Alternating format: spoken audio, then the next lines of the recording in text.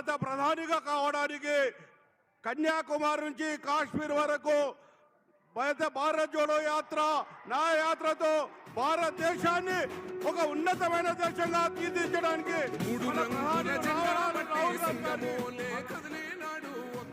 కాంగ్రెస్ సూర్యుడు మన రాహుల్ గాంధీ నిగదీసి అడిగే మునగాడు వీడు భూమిన వానైతాడు బీద సాదల ధైర్యం వీడు దోపిడి దొంగల భరతం పడతాడు మన రాహుల్ గాంధీ దేశం బంగారు పోతే అవుతాడు ఇందిరమ్మ సంక్షేమాలు సోనియమ్మ చేసిన మేలు స్వాతంత్రం తెచ్చిన పార్టీ తెలంగాణ ఇచ్చిన పార్టీ మూడు రంగుల జెండా బట్టి సింగమోలే కదిలినాడు ఒక్కరో కాంగ్రెస్ సూర్యుడు మన రాహుల్ గాంధీ నిగదీసి అడిగే మునగాడు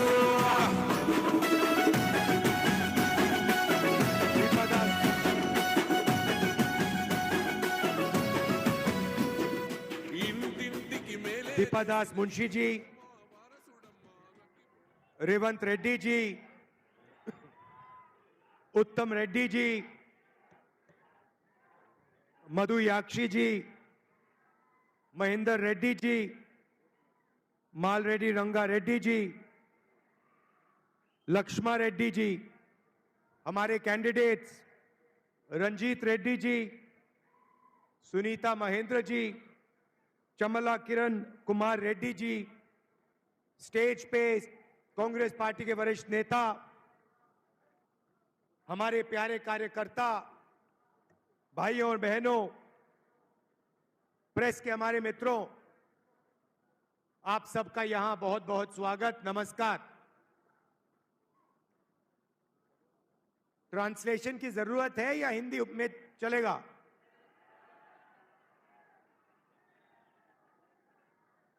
ट्रांसलेशन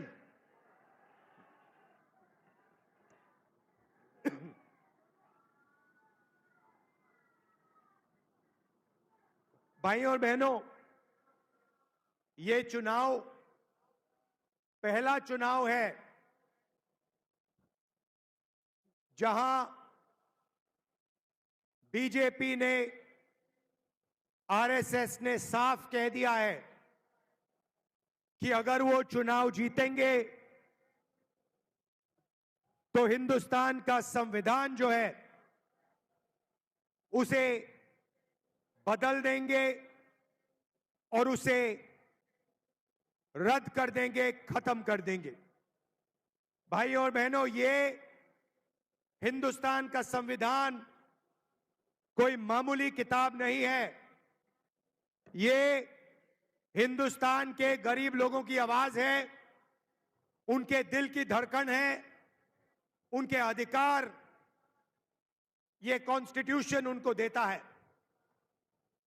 बीजेपी के नेता जब कॉन्स्टिट्यूशन को रद्द करने की बात करते हैं, कॉन्स्टिट्यूशन को बदलने की बात करते हैं, तो वो सिर्फ गरीब जनता पे नहीं, देश की आत्मा पर आक्रमण कर रहे हैं।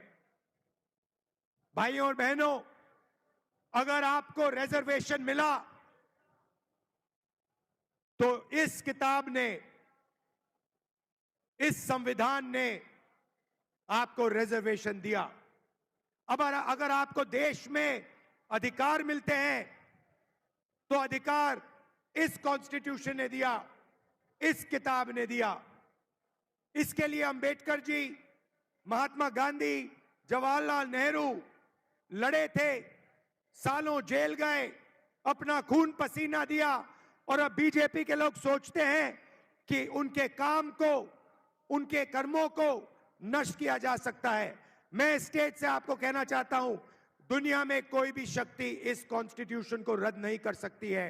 यह कॉन्स्टिट्यूशन की रक्षा कांग्रेस पार्टी, रेवंत रेड्डी, राहुल गांधी, खड़गे जी, सारे के सारे मिलके करेंगे। देश की जनता करेगी, देश के पिछड़े लोग, देश के दलित, देश के आदिवासी, देश के किसान, देश के मजदूर सब करेंगे। भाइयों और बहनों, पिछले 10 सालों में नरेंद्र मोदी ने 22 लोगों के लिए सरकार चलाई है। अदानी, अंबानी जैसे लोगों के लिए उन्होंने सब कुछ किया। देश की जनता के लिए, किसानों के लिए, मजदूरों के लिए नरेंद्र मोदी जी ने थोड़ा सा काम नहीं किया। भाइयों और बहनों, आप हैरान हो जाओगे, नरेंद्र मोदी जी ने 22-25 लोगों का 16 लाख करोड़ रुपया कर्जा माफ किया है। 24 साल का मनरेगा का पैसा उन्होंने 22 लोगों को दिया। कांग्रेस पार्टी ने मन बना लिया है, खारगे जी ने, सोनिया जी ने, मैंने, रेवंत रेड्डी जी ने, तेलंगाना के सब नेताओं ने मन बना लिया है कि अगर बीजेपी 22 अरबपति तैयार कर सकती है तो कांग्रेस पार्टी करोड़ों लाखपति तैयार कर सकती है। भाइयों और बहनों, चुनाव के एकदम बाद जैसे ही हमारी सरकार आएगी, हिंदुस्तान के सारे गरीब परिवारों की लिस्ट बनेगी।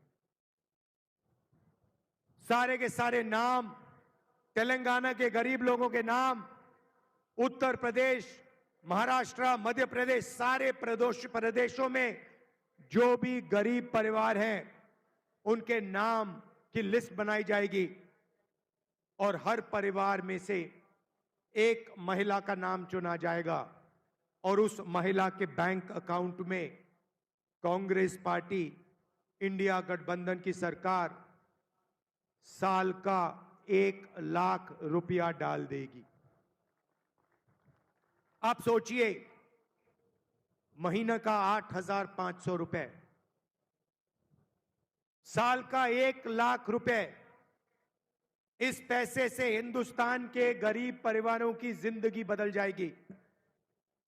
स्वास्थ्य, शिक्षा, जो भी आप करना चाहते हो आप इस पैसे से कर पाओगे। भाइयों और बहनों, पैसे की कोई कमी नहीं है। नरेंद्र मोदी जी ने अरबपतियों को यह पैसा दिया। हम अब हिंदुस्तान के किसानों को, मजदूरों को, बेरोजगार युवाओं को और सबसे गरीब परिवारों को यह पैसा देने जा रहे हैं। 8,500 रुपए महीने के खटाखट आपके बैंक अकाउंट में जाएंगे। आप देखना, ये प्रेस वाले कहेंगे ये क्या हो रहा है, गरीबों की आदत बिगाड़ी जा रही है।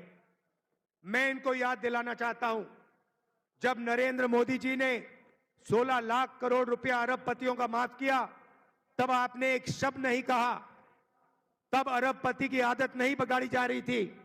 मगर जब कांग्रेस पार्टी गरीबों को पैसा देती है तो मीडिया के सब लोग कहते हैं गरीबों की आदत बिगड़ रही है। अब आपको जो कहना है कहिए, आप अदानी के लोग हो, हमें जो करना है हम करने जा रहे हैं। गरीबों के खाते में हम करोड़ों रुपए डालने जा रहे हैं।